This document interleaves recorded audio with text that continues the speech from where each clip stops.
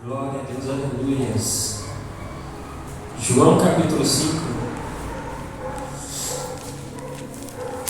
João capítulo 5. É um texto bem conhecido, mas a gente vai meditar um pouquinho nessa palavra e a gente vai entender o grande mistério dentro desta palavra. João capítulo 5. Quem encontrou, diga amém. Amém. Quem encontrou, diga misericórdia. Amém. João 5, Novo Testamento. Glória a Deus. Depois de Lucas, depois de Mateus, Marcos, Lucas, Evangelho segundo escreveu João, e o capítulo 5. Glória a Deus, aleluias.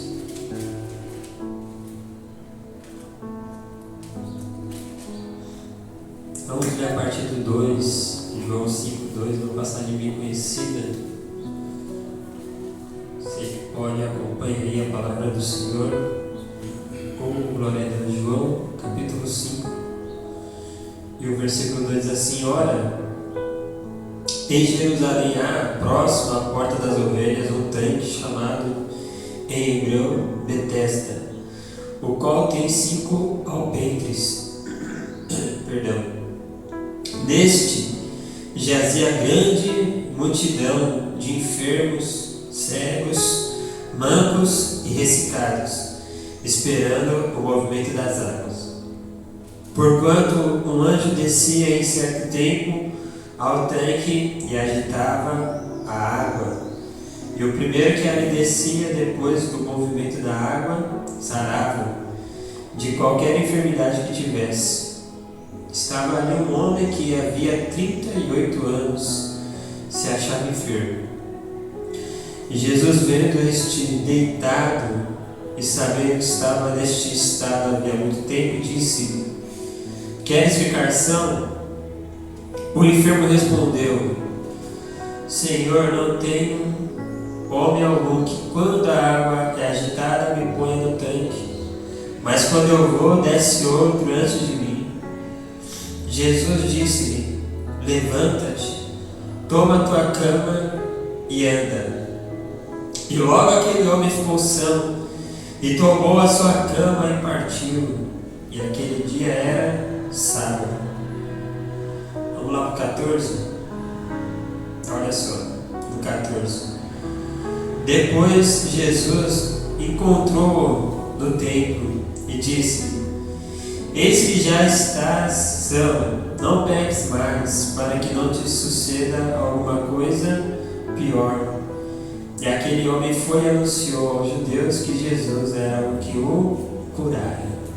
Só até aqui, feche seus olhos, curva sua cabeça antes de fazer uma rápida oração por esta palavra.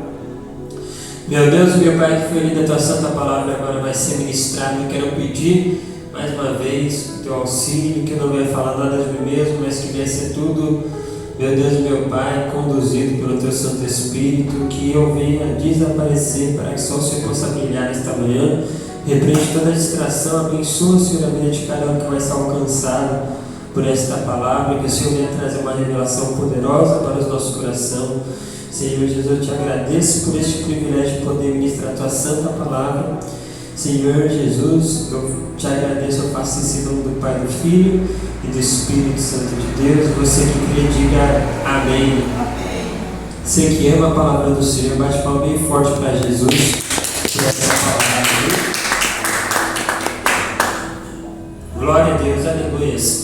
Irmão, é um texto bem conhecido, é um texto que eu tenho certeza que você já ouviu alguma pregação referente a esse texto, já ouviu algum ensinamento acerca desse texto, então a gente vai ser bem direto, mas através dessa palavra eu quero trazer uma revelação para o seu coração, tenho certeza que vai te edificar, mas de maneira bem direta. Vamos a algumas coisas que chamam a atenção no texto. Então eu quero que você fique bem ligado, porque hoje riscou, perdeu.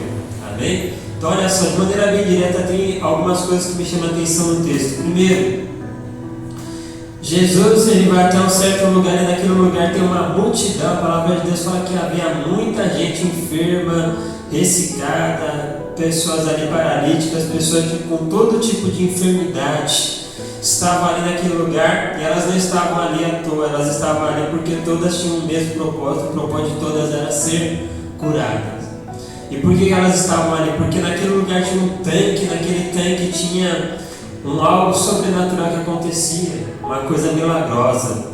O que acontecia? Um anjo descia em certo tempo, a Bíblia não revela, né, de quanto em quanto tempo o anjo descia, mas a Bíblia revela que eles tinham fé naquele algo milagroso que acontecia, que eles não arredavam o pé. A Bíblia não fala se o anjo descia de ano em ano, de mês em mês, semana em semana, ou a cada período do dia ali, mas a palavra de Deus fala que eles esperavam aquele algo milagroso acontecer ali, não importasse o tempo. E a gente vê que eles acreditavam tanto naquilo que o tempo não importava, que o personagem ali, que é referência dessa passagem, aquele homem que estava paralítico, já havia 38 anos que ele estava naquela condição. E quando a palavra de Deus fala assim, que havia 38 anos que ele estava paralítico, subsidente, que a partir do momento que ele ficou paralítico, em algum momento ali ele descobriu acerca daquele tanque. Alguém falou para ele assim: olha, tem um tanque ali que o anjo desce, ele mexe as águas, o primeiro que desce ali nas águas é curado. Então, mediante aquela enfermidade, ele vai buscar esse recurso do tanque, e ele fica ali durante 38 anos. É o tempo da enfermidade, mas pela colocação da palavra de Deus, dá para a gente entender que ele não chegou ali recentemente. A palavra de Deus vai declarar que Jesus sabia que ele estava naquela situação há muito tempo. Ele ficou ali e ele esperou todo aquele tempo, porque ele também queria uma cura.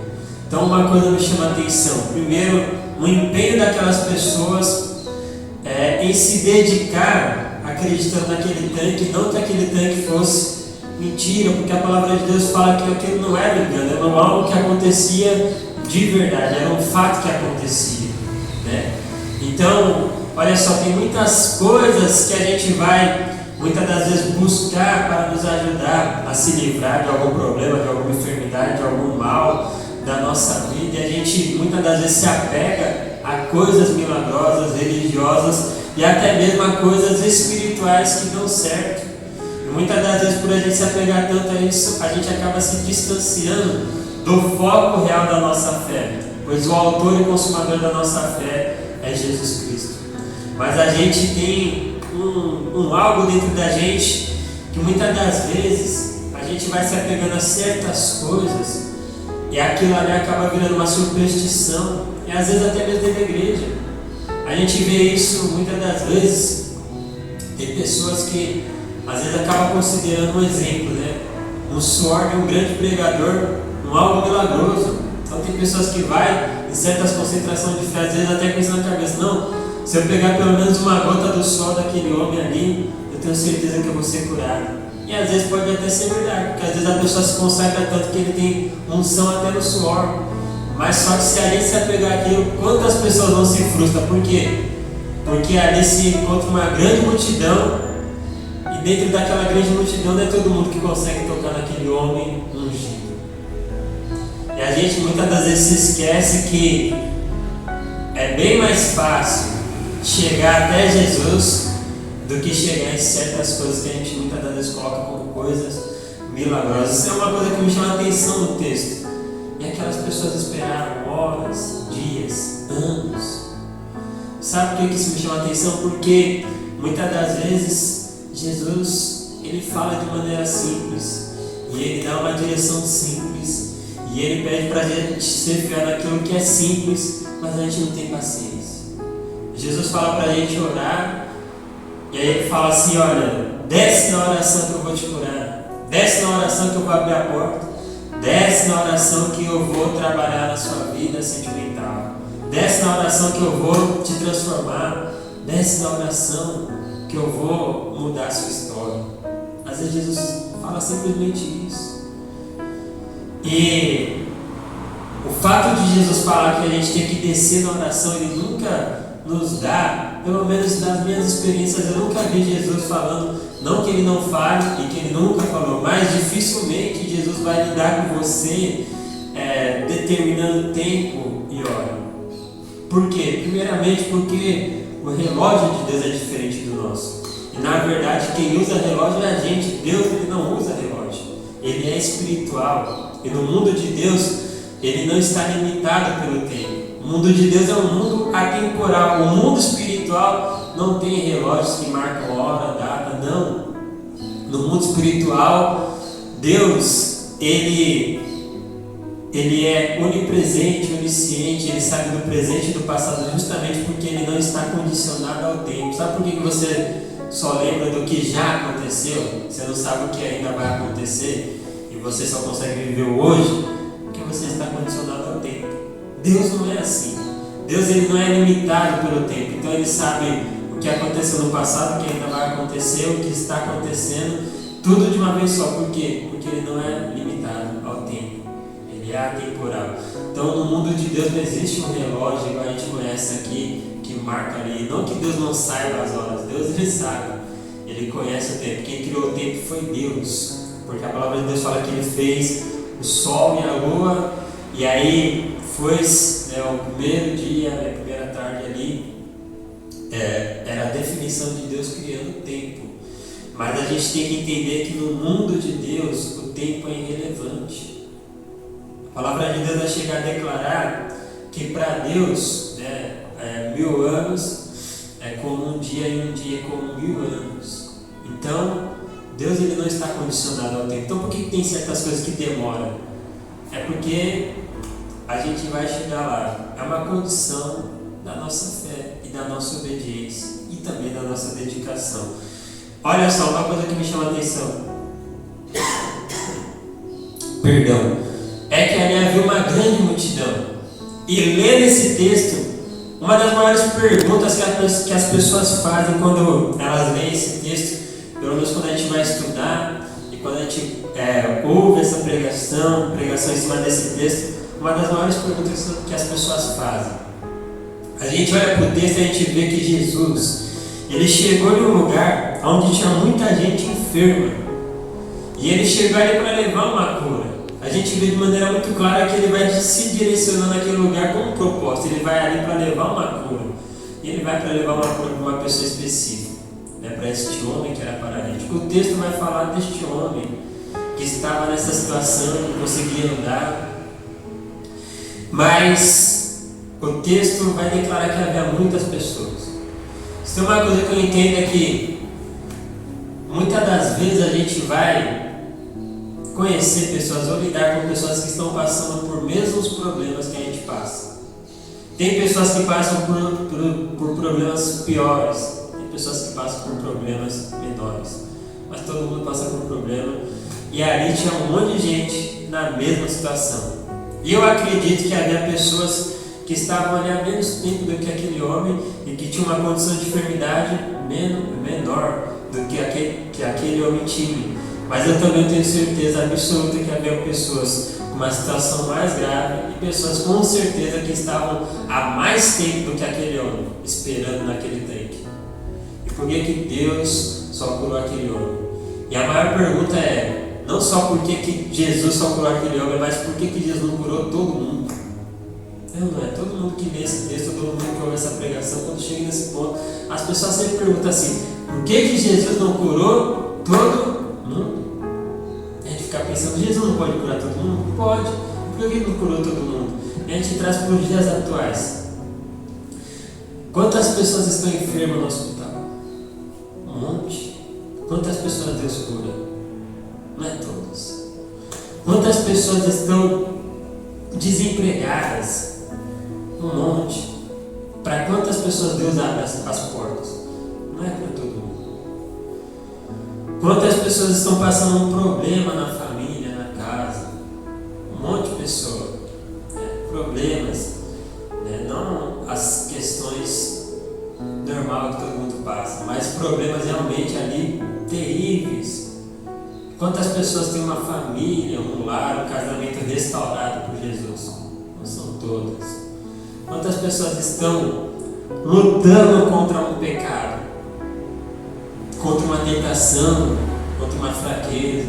Quantas pessoas não já tentaram parar de fumar, parar de beber, parar de se prostituir? Um monte. Mas quantas pessoas realmente conseguiram pela intervenção de Deus, de Jesus? Quantas pessoas conseguiram alcançar a libertação? Não é todo mundo. A gente fica pensando assim, mas será que Jesus não pode curar todo mundo? Será que Jesus não pode transformar todo mundo? Será que Jesus não tem poder para restaurar todo mundo? Será que Jesus não tem poder para abrir porta para todo mundo? Jesus tem poder para fazer tudo isso. Por que ele não faz? Né?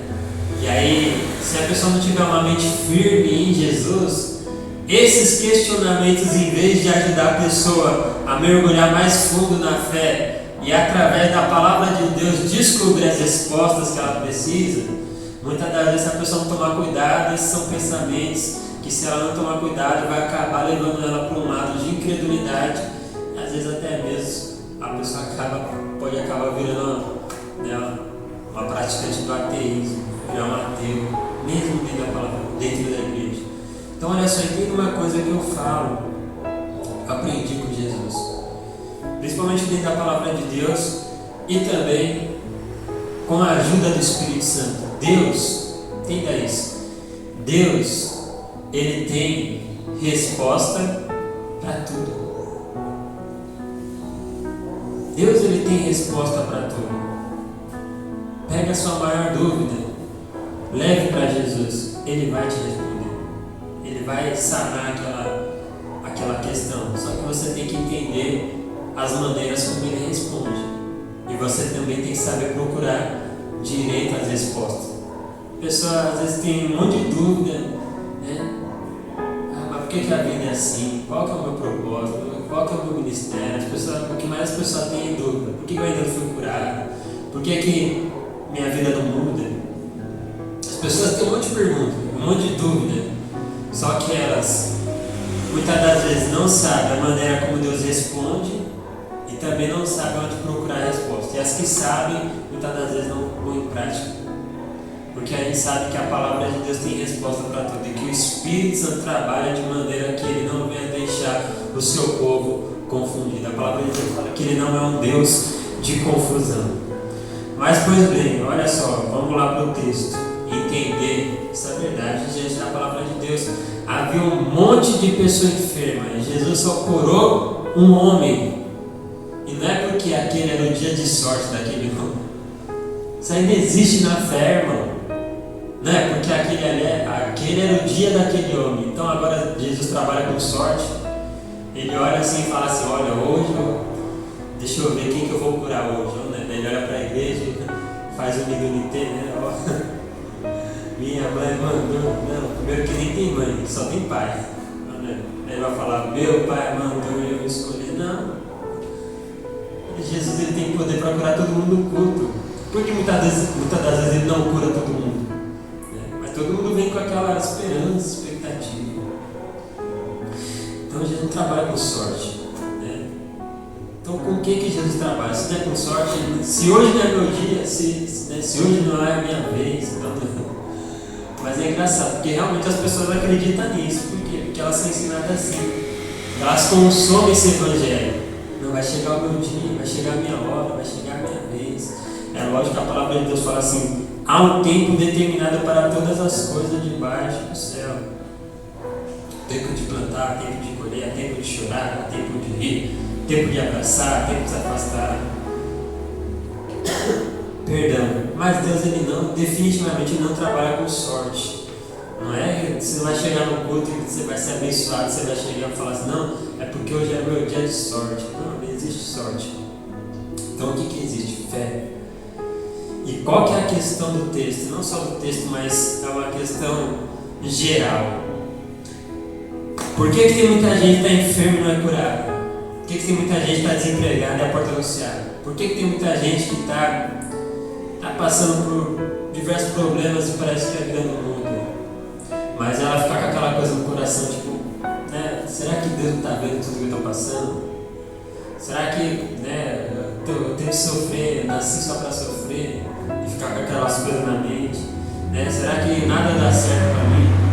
São coisas que sobrevêm sobre o ser humano, é normal, é natural. Quem pode passar por esse momento? Todo mundo. Então, a questão não é muitas das vezes você se questionar e ver, porque você sendo humano, você muitas das vezes vai ser assim. Você não pode deixar essas coisas dominar você. E aí você tem que entender o método de Deus. Deus, ele tem princípios. E um dos princípios de Deus, entende uma coisa, Deus, ele não tem dó e nem pena de ninguém. Deus não tem dó. Sabe, ele não olha para a pessoa assim, daí a pessoa faz aquela carinha do gato do Shrek, né? Deus fala, ai meu Deus, olha só, e agora? Já está sofrendo tanto, que peninha. Eu vou abençoar ela, porque não aguento mais ver ela sofrer, não aguento mais ver ela chorando. Deus, ele não tem dó de ninguém, não tem pena. O que ele tem? Compaixão. Compaixão. E aí entenda uma coisa, é o X da questão.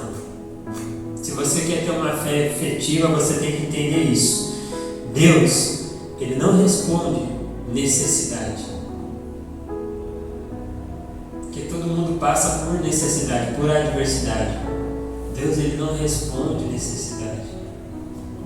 Ele responde fé.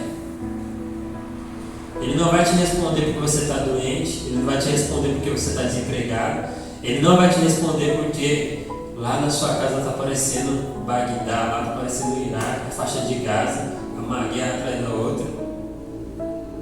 Não. Ele não vai responder, sabe, porque você está doente, desempregado, não. Ele não responde necessidade, ele não responde uma pessoa porque a pessoa passa por problema. Então por que ele responde? Ele responde fé. Por que aquele homem foi curado? Porque ele teve fé. Porque uma coisa é interessante, a gente olha para o texto e o que a gente olha? Nossa, tinha um monte de gente, Jesus foi lá no meio, né, só curou um homem. Ele se aproximou daquele homem, mas uma coisa interessante, todo mundo viu Jesus. Todo mundo viu que Jesus se aproximou. E como é que eles trataram Jesus? Com indiferença. Talvez na cabeça de muitos ali, Jesus também estava doente e foi lá buscar uma cura. Porque o foco era tão grande no tanque, e esse é o problema, é isso que eu falei, quando a gente foca nas coisas milagrosas, a gente acaba se afastando do principal, que é Jesus. O foco era tão grande, né, na unção do anjo do tanque, que Jesus estava no meio deles e eles não deram valor para a presença de Jesus. A gente tem que tomar cuidado com isso.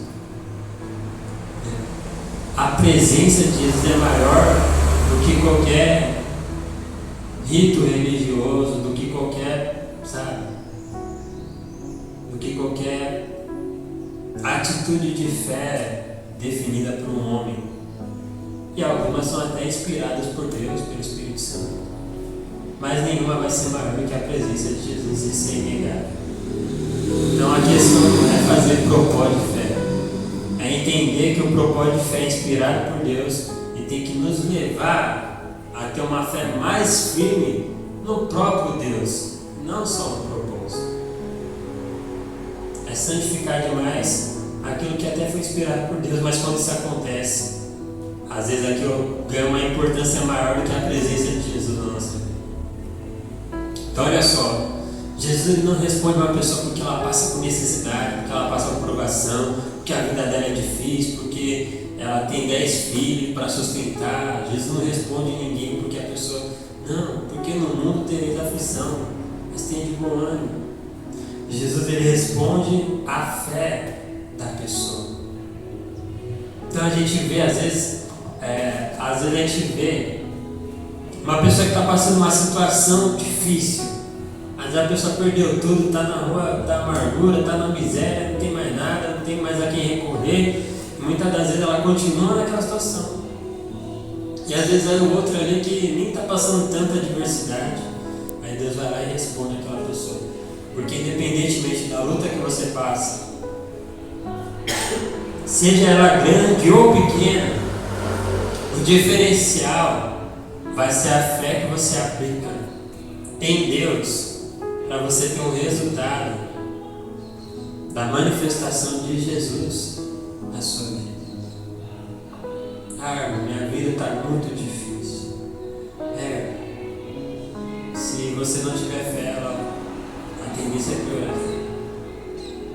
Então, a gente tem que tirar isso da nossa mente e achar que Deus é obrigado a responder uma oração nossa só porque a gente está passando por uma grande adversidade. Porque lá dentro da gente é assim. A gente acha que o socorro de Deus tem que ser mais imediato conforme a nossa necessidade, conforme as lutas que a gente passa. Não, o socorro de Deus vem quando a gente tem fé nele e crê naquilo que ele fala. A palavra de Deus fala assim que ele é galardoador, recompensador, ele responde. Fala assim, que aquele que se aproxima de Deus tem que ter fé, porque ele é galardoador daqueles que o buscam e creem que ele existe. Então você tem que ter fé. Você quer ver a resposta de Deus na sua vida? Esquece seus problemas, esquece o que você tem passado. Não é isso que vai mudar, o favor de Deus para com você. Esquece. Não vai pensando que Deus vai te responder porque você foi traído. Não vai pensando que Deus vai te responder porque você caiu em tentação. Não vai pensando que Deus vai te responder porque você foi desempregado. Não. Ele vai te responder quando você manifestar fé nele e acreditar que ele tem poder para fazer todas as coisas. Quando você crê nisso de verdade, não é crer da boca para fora, é acreditar e se aplicar naquilo que você acredita. É realmente levar a palavra de Jesus a sério. Porque aqui a gente vê uma manifestação de fé. Porque se você ler o contexto, aparentemente parece que aquele homem não tinha fé. Porque Jesus pergunta para ele assim, quer ser são? Quer ficar curado? O que aquele homem responde? Senhor, não tem como. Não tem ninguém para me jogar no tanque. Quando eu tento ir, outro desce no meu lugar. E não sei o que, não sei o que lá e tal. Aí você olha assim, um homem desse tem fé? Jesus fez uma pergunta simples, era só falar sim ou não. E é engraçado que ele não responde Jesus. Mas Jesus, ele faz uma pergunta. E muitas das vezes Deus ele vai trazer questionamentos para a nossa vida, tentando despertar a nossa fé. A pergunta foi simples, você quer ser curado? Jesus nem perguntou se ele acreditava, ele fez uma pergunta, você quer ser curado? Porque Jesus ele é bem assim, ele é bem direto. Jesus ele não tem muito.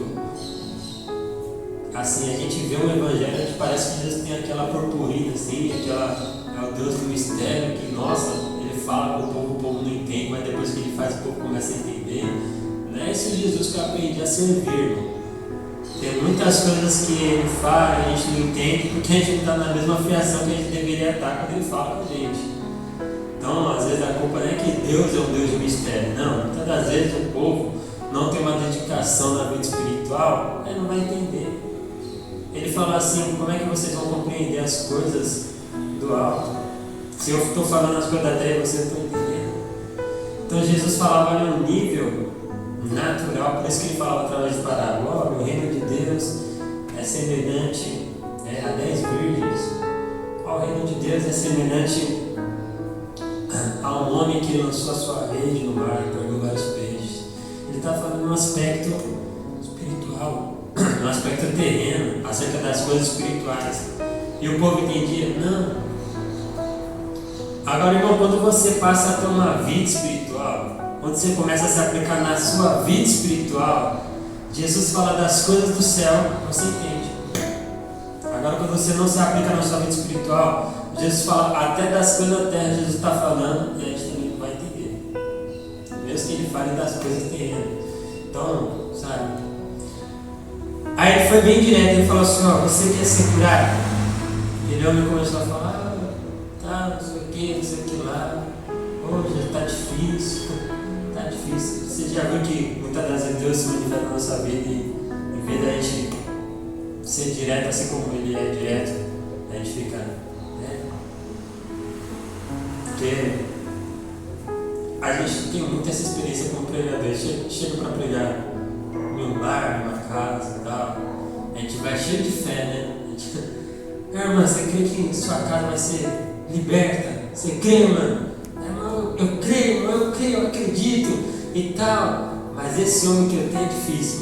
Esse aqui, vixe, o meu filho, então, nossa, o meu filho é só colocar as coisas da igreja que ele parece que viu o Satanás aqui dentro de casa. Não, irmão, mas você crê que Deus vai fazer? Não, eu creio, irmão, mas é que, nossa, aqui parece pedaço do inferno. E não sei o quê. Não, irmão, eu não quero saber de problema, irmão. Eu quero saber se você crê que Deus pode curar a sua vida e tal. Não, eu creio, irmão, mas é que está difícil, o remédio está caro. Não, irmão, eu não quero saber do preço do remédio. Eu quero saber se você crê que Deus pode te curar. A pessoa fala, eu creio, mas olha, esse dia eu fui no SUS ali, fiquei 1 hora, é difícil, meu Deus. Sabe, é mais ou menos assim. Mas você crê que Jesus pode te libertar? Você crê que Jesus pode libertar o seu filho? Eu creio, irmão, mas o menino não quer ir para a igreja. Não, irmão, não quero saber se ele quer ir para a igreja ou não quer ir para a igreja, eu quero saber se você crê. É mais ou menos esse o diabo que a gente tem hoje, e foi o que Jesus teve lá 2000 anos atrás. Você quer explicação? Não falou que quer, ele falou, não sei quanto eu tento. Ele não quer saber se você tenta ou se você deixa de tentar, ou como é que está a sua vida, está difícil, está impossível. Para ele isso não faz diferença. Ele nos confronta para saber da nossa fé. Mas acontece uma coisa interessante. Aí Jesus viu que confrontando a fé daquele homem, ele não se manifestava, ele foi mais direto ainda. Ele olhou e falou assim, olha, levanta, toma o teu leito e anda. E aí, aqui a gente vê que ele tinha fé.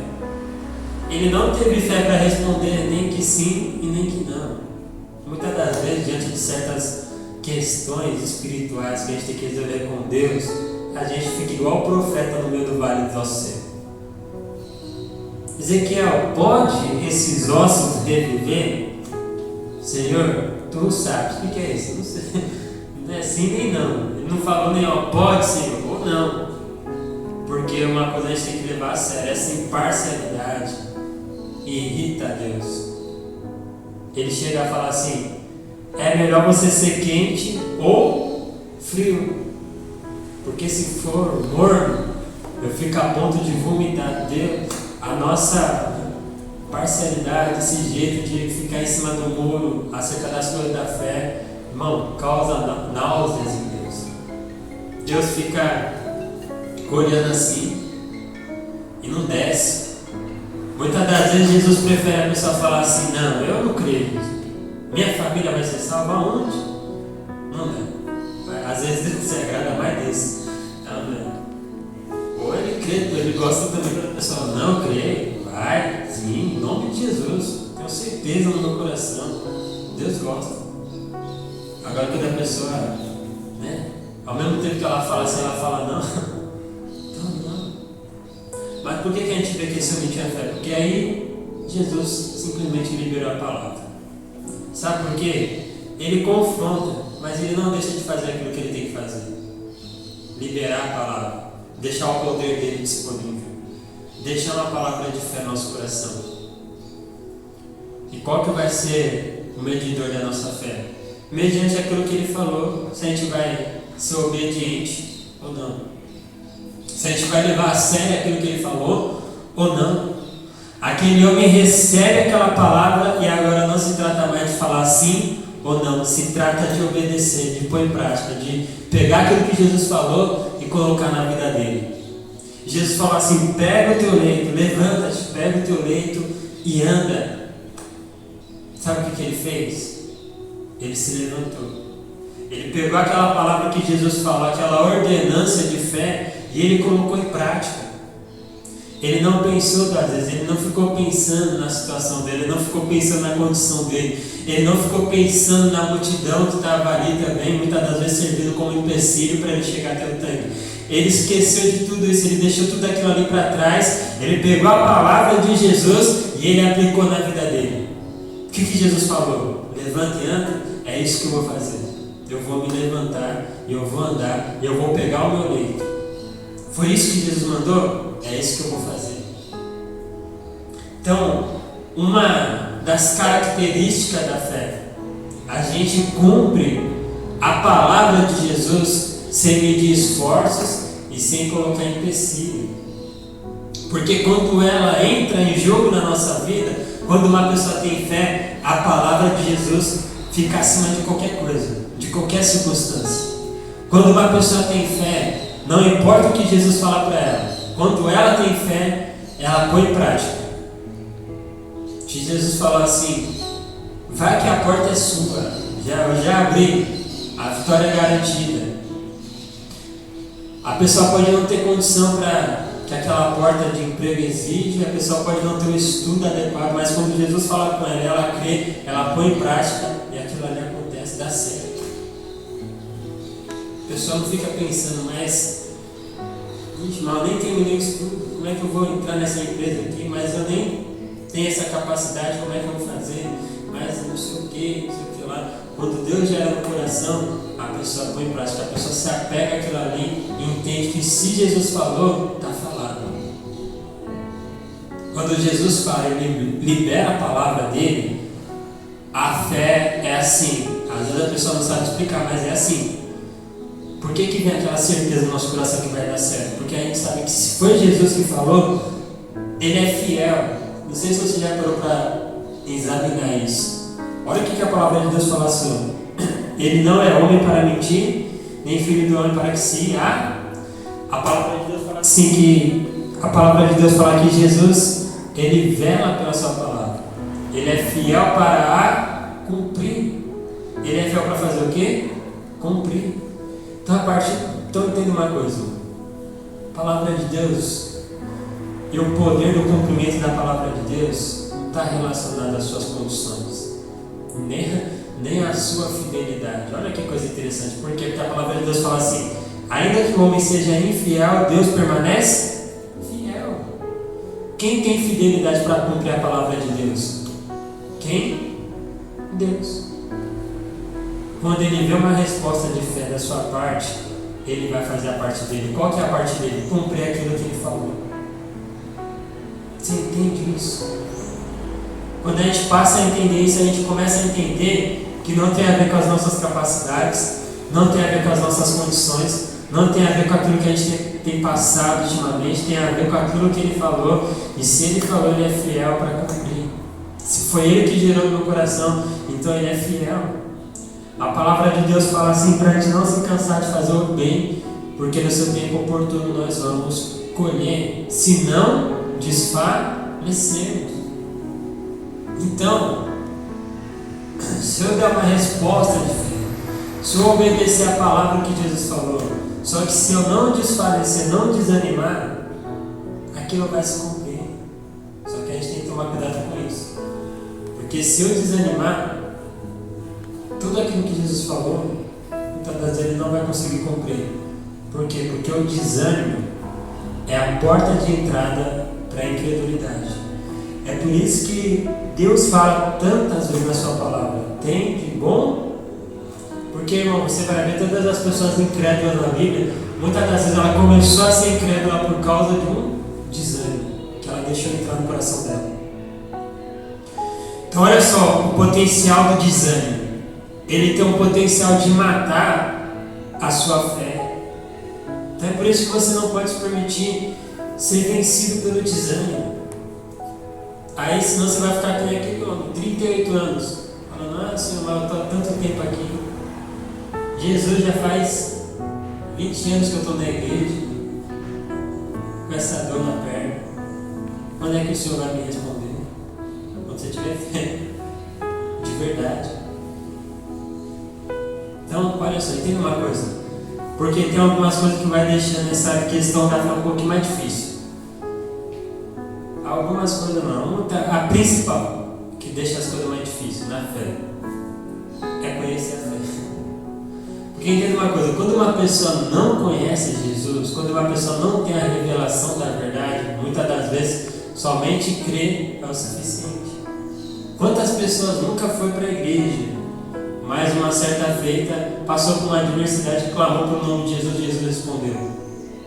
Quando uma pessoa não conhece a verdade da palavra de Deus e não entende a importância de Jesus e não se entregou a Jesus porque ela não sabe quem é Jesus, tem certos problemas na vida dela que apenas ela crê ela vai conseguir resolver. Por quê? Porque a fé é maior do que qualquer circunstância natural.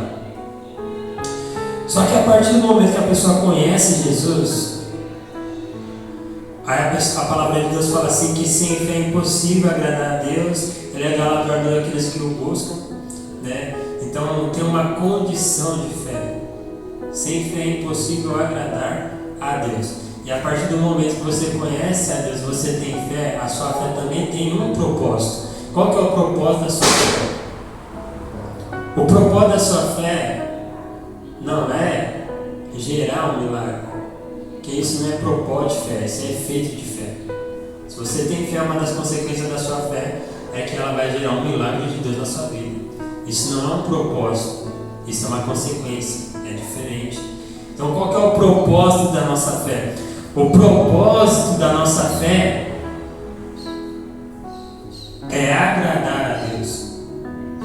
Quando você manifesta fé em Deus porque você sabe que Ele é o Deus do impossível, isso agrada a Ele. E Ele te responde por causa dessa fé. Então olha só, a partir do momento que você conhece Jesus, você entrega a sua vida para Jesus, você passa a estar na presença de Jesus e você começa a entender que Deus é o Deus do impossível, que não há nenhum impossível para Jesus, que Deus colocou todo o poder e toda a autoridade nas mãos de Jesus. A partir do momento que você conhece essa verdade, então a sua fé vai ter que sempre estar acompanhada a uma condição. Qual é a condição? Honrar o propósito pela qual ela foi gerada no seu coração. E é qual? Agradar a Deus.